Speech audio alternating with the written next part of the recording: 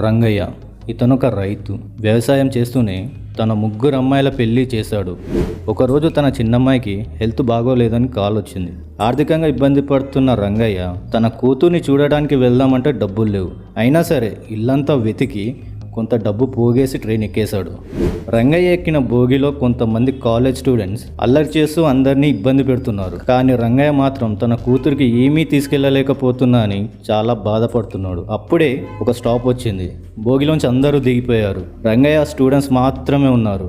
వారంతా రంగయ్య మీద జోక్స్ వేయడం స్టార్ట్ చేశారు. అలా తనని ఇబ్బంది పెడుతూ వాళ్ళలో ఒకడు, అరే మనం చైన్ లాగుదాం, ట్రైన్ ఆగుతుందో లేదో చూద్దాం అని అన్నాడు.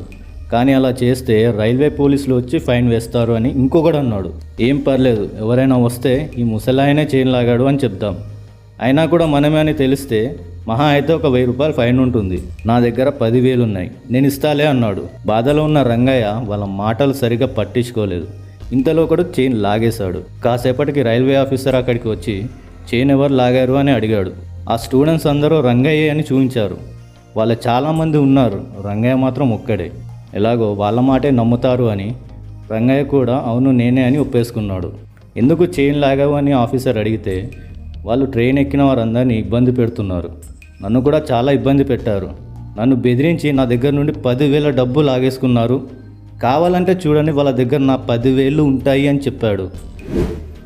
రైల్వే ఆఫీసర్ చెక్ చేసి చూస్తే వాళ్ళ దగ్గర డబ్బు ఉంది. ఆ డబ్బు రంగయ్యకి ఇచ్చి వాళ్ళని రైల్వే పోలీసులకి అప్పచెప్పేశాడు. చైన్ లాగినందుకు రంగయ్యకి 1000 రూపాయలు ఫైన్ వేశాడు.